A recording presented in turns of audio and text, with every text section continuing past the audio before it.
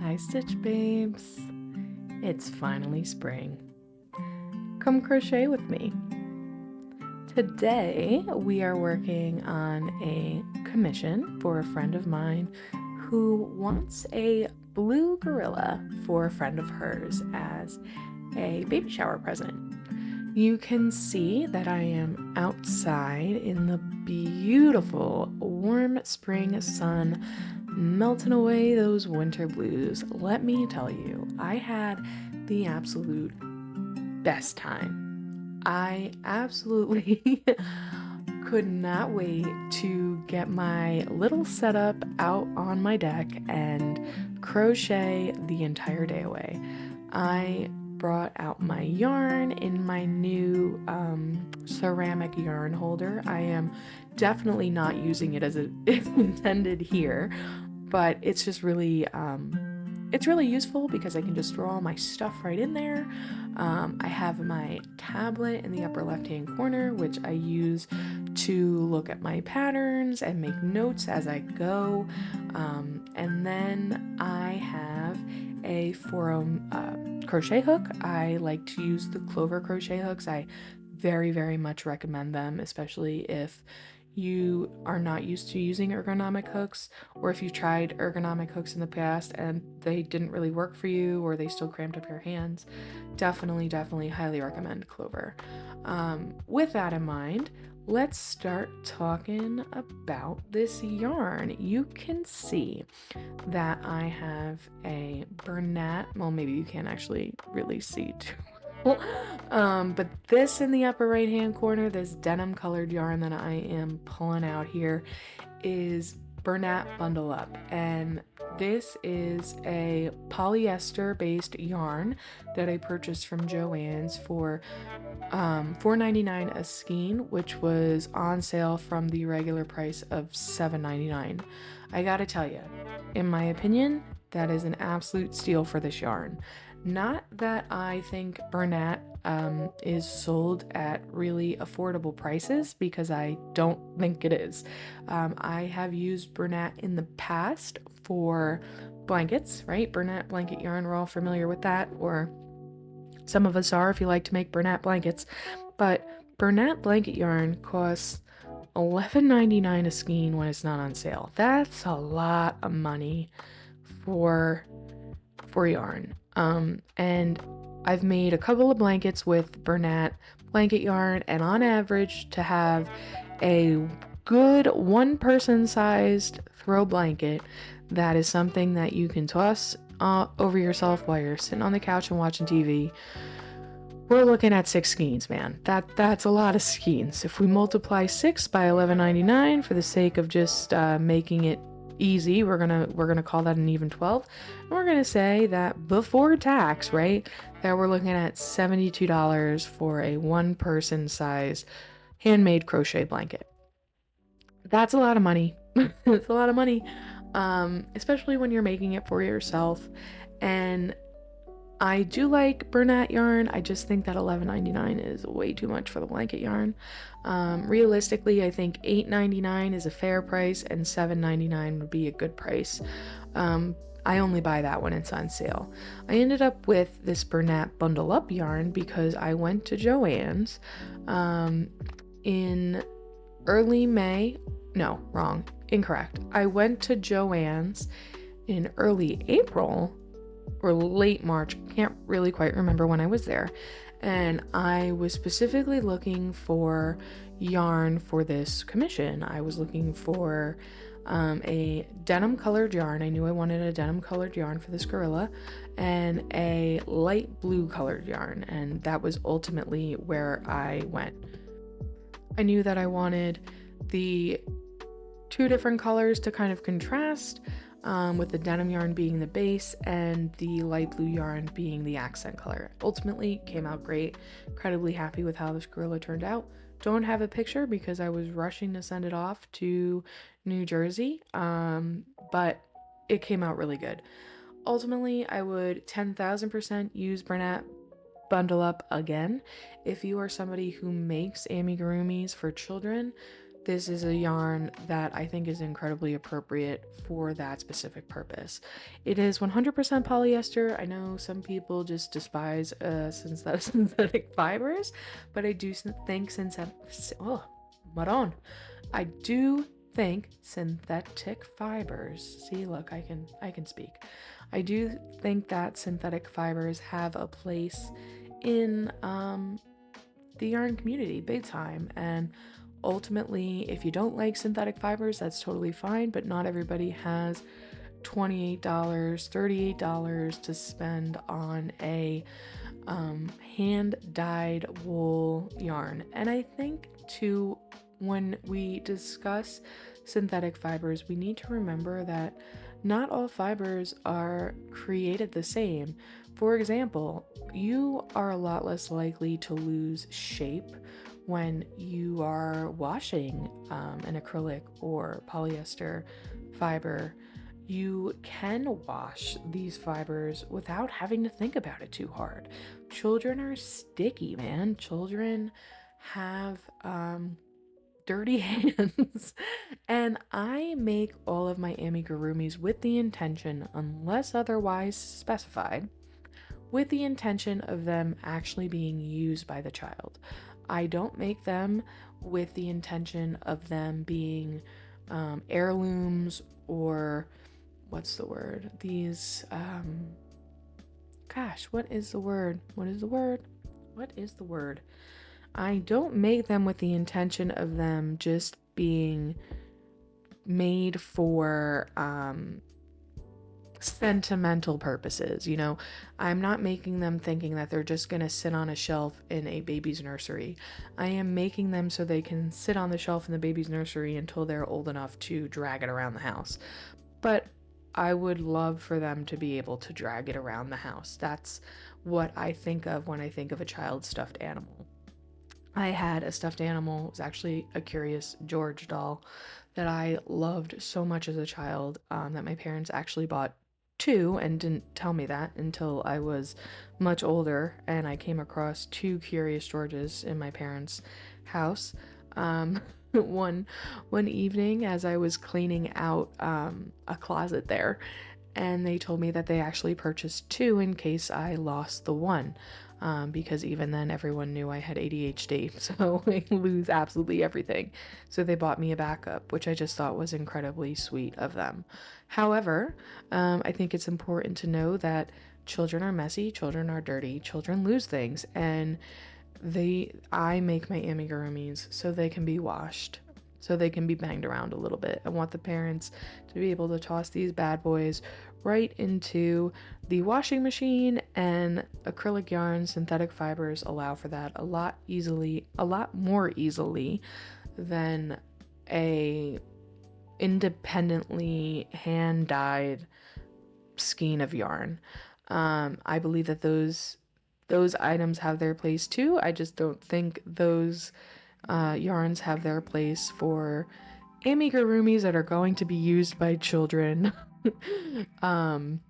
with sticky hands. So with that being said, this is again Bernat Bundle Up. Got it on sale, $4.99 at Joann's. And if you are a Joann's fan and you know anything about what's going on with them in terms of their bankruptcy issues and potential closures and their extreme debt and mismanaging of their store, that I love and am so sad to watch fall apart, then I highly recommend that you head over to Emma in the Moment and check out her video that dropped yesterday.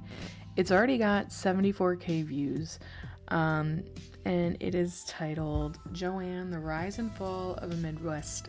Oh, Madon.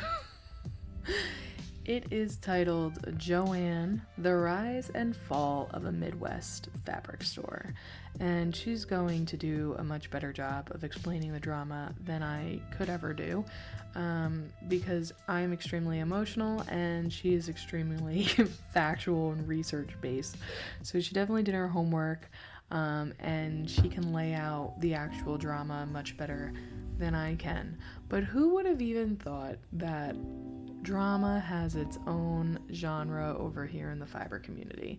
I absolutely live for these content creators who bring this drama to the masses. I am very much one of those people who hates drama but loves drama. I'm a big fan. So unfortunately, though, the drama has touched something near and dear to my heart, and I'm not entirely sure what I'm going to do about it, but wait it out, I guess. Anyway, when I went into Joann's to get this yarn, I decided to kind of move away from my normal brands. Typically, when I'm making a gumi, I go for the Big Twist, but Big Twist just didn't have the colors that I wanted, and I had a very particular aesthetic in mind for this gorilla. So I decided instead to walk up and down the aisles and kind of see what I could find. And Bernat Bundle Up was on sale for $4.99. $4.99 a skein when it was normally priced at $7.99 a skein. I would say go over to the website, the Joann's website, and get yourself some if this is something that interests you. Unfortunately, though, if you watch in the Moments video, you will find out that Joann's has a hard time actually fulfilling their online orders. So you actually might be better just walking your cute little behind into that store and seeing if it's still in stock at your local store. According to my local Joann's website, it is not in stock anymore, but again, who knows how accurate that is. Your best chance probably just to walk on in there and find out for yourself. But anyway, Bernat Bundle Up, 100% polyester, very soft, barely pilled at all. And I say that because when I use Big Twist or Canon to make an amigurumi, typically I spend a good amount of time at the end after I've sewed everything up and it's completely constructed, going back with a really sharp pair of scissors and giving it what I like to call a nice hair trim.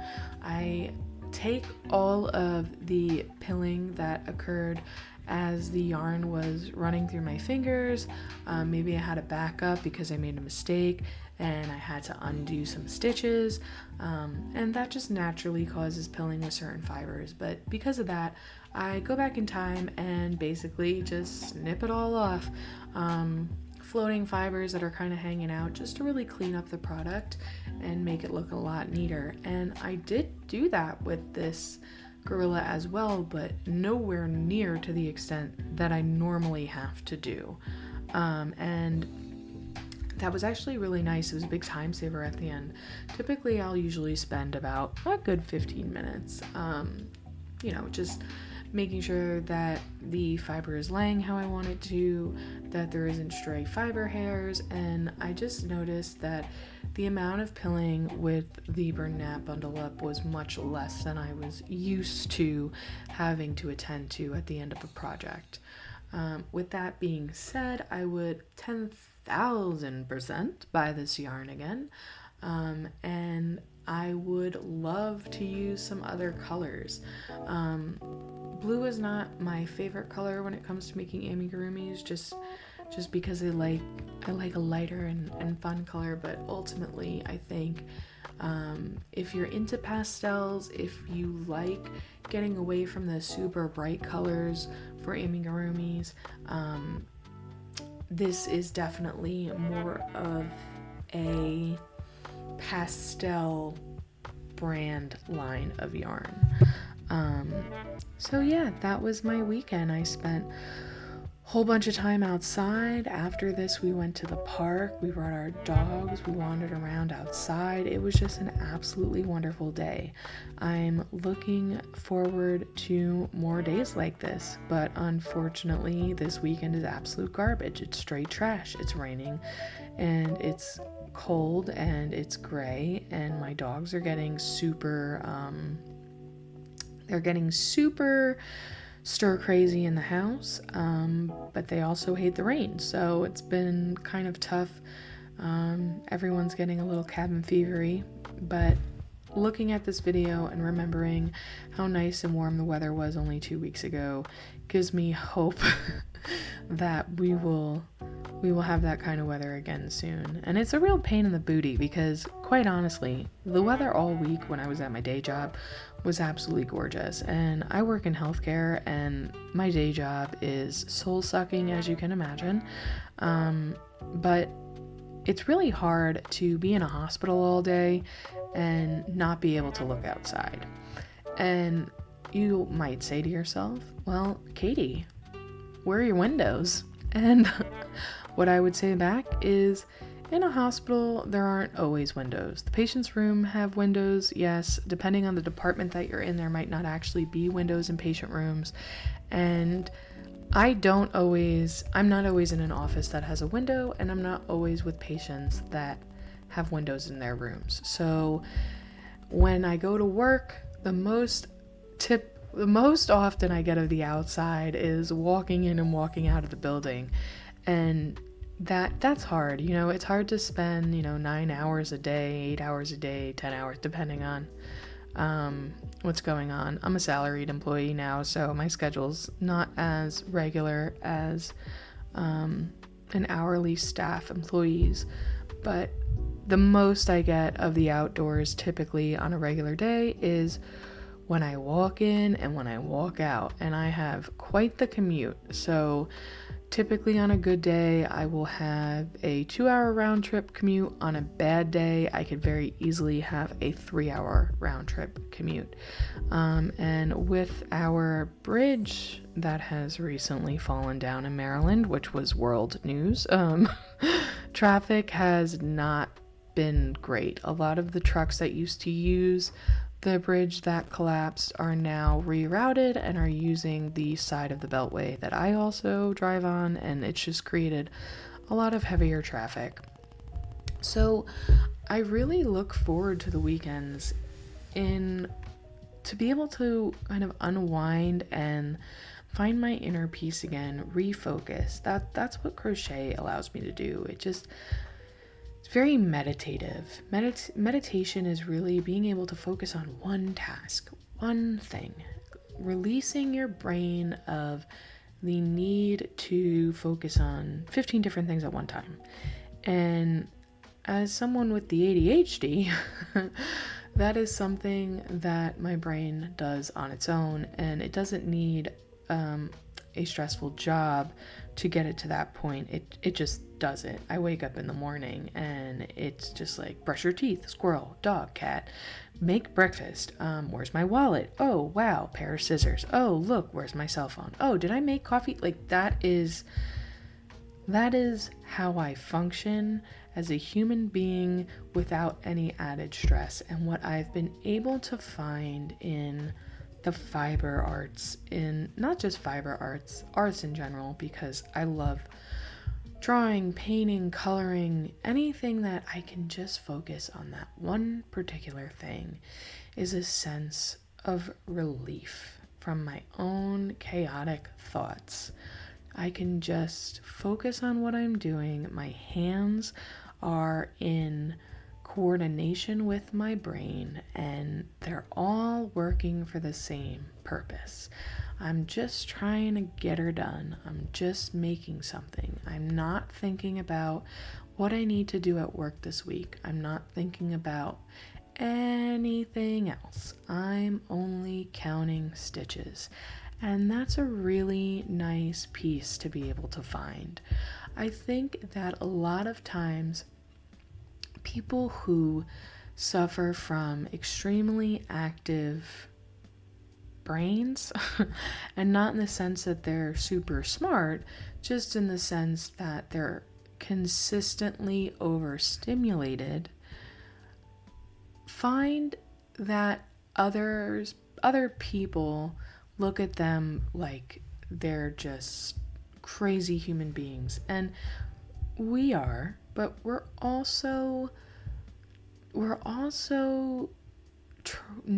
don't love it. It's not something that feels good to have your brain running at 200 miles per hour a minute. It feels like you're in a blizzard created by your own brain, and that blizzard is making you extremely uncomfortable. And how do you stop a raging storm that is of your own creation? It's very difficult.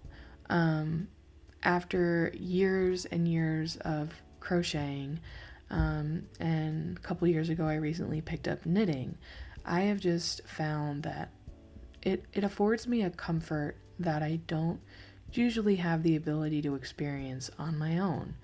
I have to actively work towards relaxing my mind, and this is something that allows me to do so. It brings me peace. It helps me calm down in a world that I so often just feel like I'm on fire in. And whether that's because the world is on fire, which I do think is part of it, or because I'm on fire, which is also another big part of it, it doesn't really matter. It doesn't really matter what causes it. What matters is that I feel it, right? So I am just so thankful that I was able to spend this weekend doing something I love in beautiful weather with the man that I love and the pups that I love. And I was able to create something beautiful for a friend of mine whom I also love. And I hope that the person that she gave this to, gifted this to, loves this gorilla as much as I loved making it. And if not, that doesn't really even matter either, because I know that I got a lot out of its creation, and quite honestly, that's enough for me, you know? Find a reason to do what you love, even if other people don't really understand why you love it. Thanks for watching. Leave a comment down below and tell me what you love to do. Have a good one, Stitch Boos. I'll see you later.